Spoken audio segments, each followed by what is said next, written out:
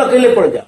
अगर तुम सुखी हो तो सुख के लिए 1000 आदमी आपके साथ होने तैयार हो जाते। क्योंकि सुख जो है फैला होता है तो वो फैलता है, वो चारों तरफ, और दुखे फैलाओ तो लौट के तुम पे ही गिरता। क्योंकि दुख के केंद्र आप स्वयं और सुख के केंद्र आप नहीं है। सुख का केंद्र समष्टि है, इसलिए सुख की धारणा समष्टि में होना चाहिए, व्यक्ति में नहीं। आपके सुख के लिए आप ऐसा कर रहे हैं, ये गलत। लोक कल्याण के लिए आप कर रहे हैं। नहीं, ये क्यों सेवा करते हैं, समाज सेवा करते हैं, ये करते हैं, वो करते हैं, कोई व्यक्तिगत थोड़ी है, वो सब बहुत लोगों को लाभ मिलता है। बाबा एक मेरे को दुख से संबंधित 4-5 दिन से एक प्रश्न गूंज रहा था पर किसी उदाहरण से मैं मेरा प्रश्न रखना चाहूंगा। एक व्यक्ति है, मेरे गोडाउन के मालिक है, 200 करोड़ की प्रॉपर्टी है, उसकी उम्र होगी कुछ 50-45 साल। उसके पिताजी बहुत दर्दनाक मौत बीमारी से गए। उसका बेटा जो था वो 16 साल की उम्र में, एक ही बेटा था, एक लड़की, वो 16, परसों ही मेरे सामने वो रोना रो रहा था, तो 16 साल की उम्र में उसकी डेथ हो गई। दूसरा बच्चा वो अभी हुआ बाबा, उसको वो 3 साल हो गए, वो बोलते ही नहीं। तो उसका ये कहना था कि मेरे जीवन में इतना सारा दुख क्यों। और हो सकता है कि उसको अपने कर्म भोगना होंगे, लेकिन क्या कोई तरीका है कि कोई आदमी अपने दुख की धार को कम कर दे, वो ध्यान से, या समाज के काम नहीं समाज के काम आके, मनुष्यता के काम आके? सारा खेल दान से होता। कुंती कह रही है कर्ण से, कर्ण जब विक्षिप्त है बहुत, मेरा कौन सा संस्कार है जो मेरी भीतर आत्मा जल रही है, और जलने के मुझसे कुछ गलतियां। हेलो,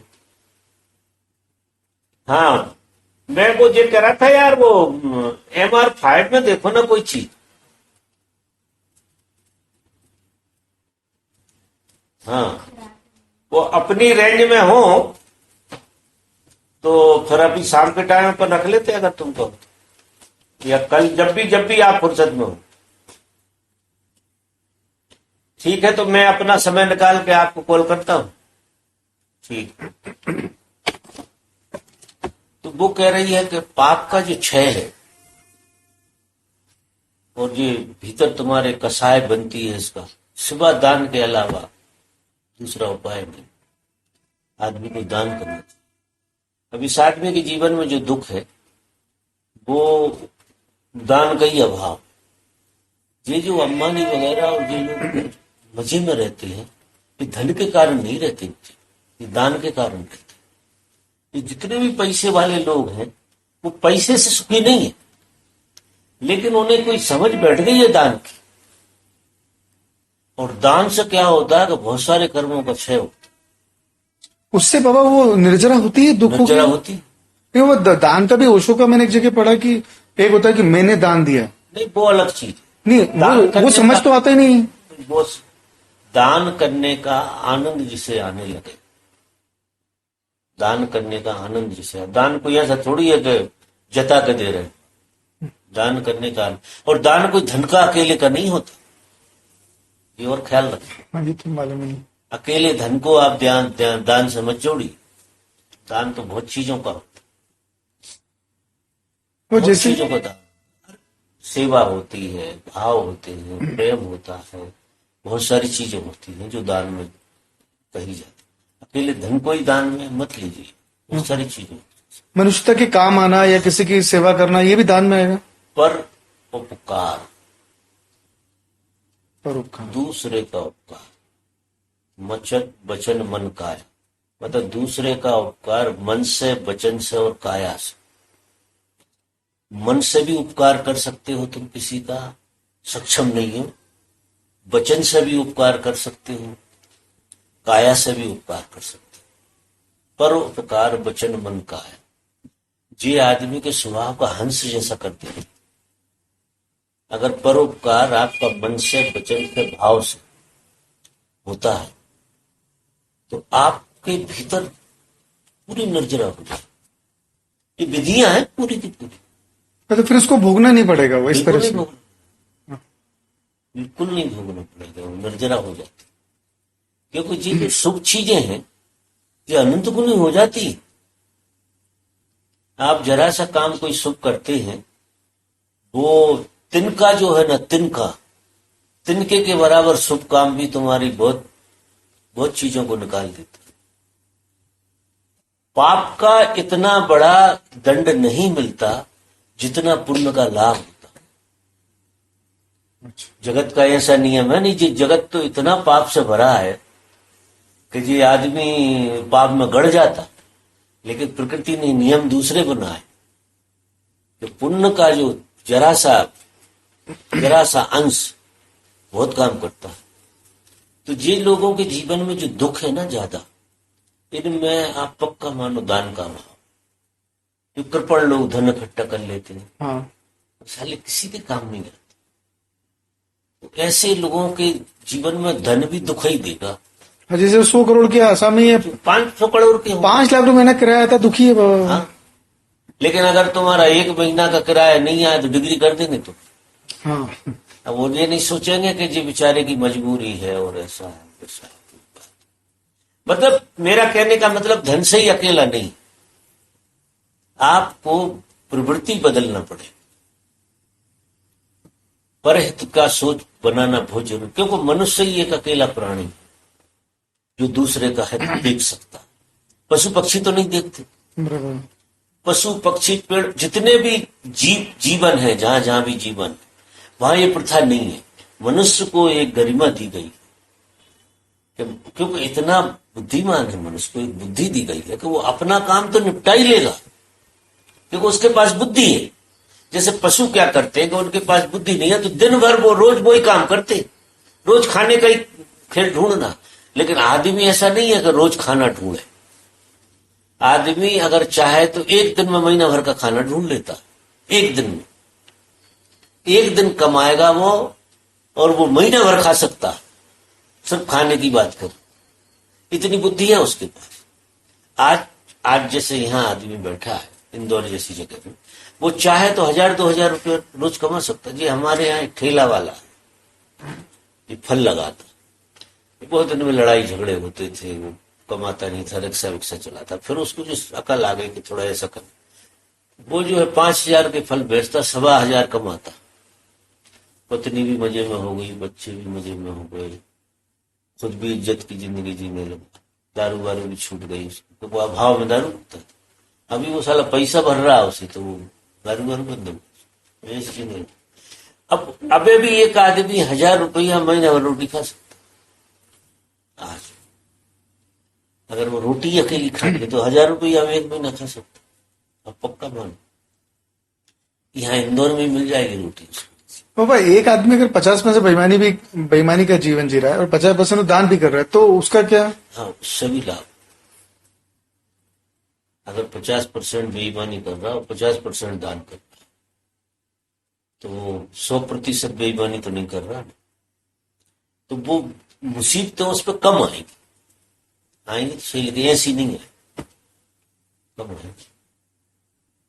तो दूसरों का काम तो आ ही रहा, और दूसरों के काम आना बहुत बड़ी बात है, साधारण घटना नहीं है।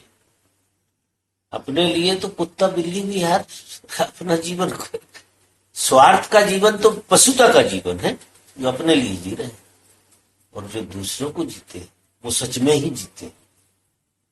नहीं, ये फिर धार्मिक लोगों को भी क्या पड़ी है यार, अपने आराम से उनकी स्थिति अच्छी बन गई, फिर कम्बल ओढ़ कर सो जाए यार, क्या लेना देना है, क्यों किसी से बात करें, बेचारा आश्रम खोलेंगे और सब क्यों करेंगे। इतनी झंझटे मोल लें दोबारा से। साला जब समझ में ही आ गई कि ये व्यर्थ है सब, तो उनको भी जरूरत पड़ती है क्या? जैसे काय की जरूरत नहीं पड़ती। लेकिन क्या होता है कि मनुष्यता में अगर रहना है तो परोपकार के बगैर आप मनुष्यता में अगर रहते हैं तो रहने का कोई मतलब नहीं। आप शरीर छोड़ दो, अगर आपसे उपकार नहीं हो रहा तो इस शरीर में रहने का, इस शरीर का मतलब क्या मतलब? अब अभी तो क्या है कि वो लड़कियां कहती हैं हमें तो बच्चे नहीं करना, तो वो बच्चा करके हम तो वाला उनका देख रेख ये वो सृजन ही नहीं करना चाहते। ऐसे आदमी हो गए तो नहीं, हमें बच्चा नहीं करना, ठलुआ घूमे नहीं। अब उनसे क्या परोपकार की मांग करते हो आप? जिनके मन में जो भाव बैठ गया कि सृजन ही नहीं करना, क्योंकि बच्चा तो बंधन। अब जिसको बच्चे ही बंधन लग रहा हो, उससे परोपकार होगा? उससे परोपकार हो सकता है? नहीं हो सकता, क्योंकि वो सेल्फिश स्थिति के कारण ऐसा होता। हमने इतना एनालिसिस किया है, जो बच्चे पैदा नहीं करते वो सब कंजूस होते, और उन पे धन हो तो कंजूस, और ना हो तो कंजूस। मतलब वो उनकी प्रवृत्ति अलग होती है, वो स्वार्थी प्रवृत्ति होती है। वो दूसरों का उपयोग कैसे कर सके, जो प्रवृत्ति में जीते। आप आश्चर्य करें, मैंने इतना एनालिसिस किया, मेरे यहां तो बहुत लोग आते, चाहे विदेशी हो चाहे विदेशी, क्योंकि एक सेल्फिश आइडियोलॉजी आ जाती। आप जब बच्चों के साथ बहते हैं, उठते हैं, बैठते हैं, न चाहते हुए भी उनका कुछ करना पड़ता है। अहंकार को भी कई बार बच्चों की वजह से जरा नीचे जाना पड़ता है। अपने बच्चे की भी देखभाल करी, वो भी बाबा सेवा में गिना जाएगा? बिल्कुल। आप प्रकृति में कई सृजन तो कर ही रहे हैं, बच्चे की देखभाल करना मतलब स्त्रियों को तो अलग से कुछ करना ही नहीं पड़ता। अगर गहरे में एक तो सृजन होता उनसे, और फिर बच्चों की देखभाल करने में उनका बहुत सारा उपकार हो जाता है, उन्हें पता ही नहीं। लेकिन करोड़ों स्त्रियां दुखी भी तो हैं बच्चा करने के बावजूद भी, उनके जीवन में कुछ सुख नहीं है। वो उनके कारण है दूसरे, कि दुखी इसलिए हैं कि वो बच्चे को अविश्राम मान रही हूँ। क्या मान रहे? अविश्राम मान रही हूँ। अच्छा, हालांकि झंझट हो गई, सब गड़बड़ी हो गई। अच्छा अच्छा। हाँ। या फिर बलात्कार से बच्चे आ गए होंगे, ऐसा भी होता है। जबरदस्ती, ठीक है। मैंने भी, मेरा भी देखा। मैं तो कोई एक बात नहीं कह रहा हूं, ये एक पहलू से मत जोड़िए, मैं सूत्र दूसरा कह रहा हूं। पर उपकार वचन मन काय।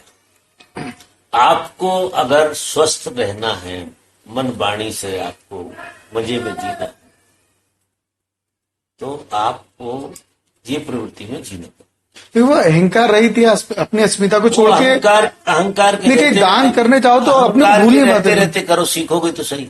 अच्छा। पहले तो सब कुछ अहंकार ही कराएगा। पूजा भी अहंकार ही कराता, क्योंकि सीखोगे कहां से? अच्छा अच्छा। सीखने के लिए पहले शुरुआत में, फिर अहंकार धीरे धीरे पीड़ा देने लगता। लेकिन ये नहीं है कि अहंकार के लिए करना ही नहीं है, कि हमें तो घुसना ही नहीं है नदी में। अहंकार के लिए बिल्कुल पहले अहंकार के लिए करते हैं, क्योंकि करवाने की आदत तो अहंकार ही डालता। पहले लोगों को झुकते हैं, अहंकार के लिए झुकते हैं। आप आश्चर्य करो कि लोग अच्छा कहेंगे, झुकना अच्छी बात है, लेकिन धीरे धीरे उन्हें मर्म समझ में आ जाता कि झुकना तो बड़ी अच्छी बात है सारी। लेकिन शुरू में सब अहंकार के लिए होता, और अपन जो सोचो को साले अहंकार के लिए कर रहे हैं। अब उनका कितना गल गया तुम्हें क्या पता यार? देखो, इस जगत में सब कुछ शुरू अहंकार से होता।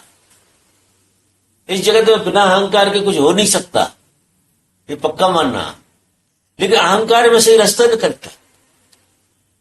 अहंकार में करते करते करते करते लोग मंदिर भी अहंकार के लिए बनवाते, ऐसा नहीं।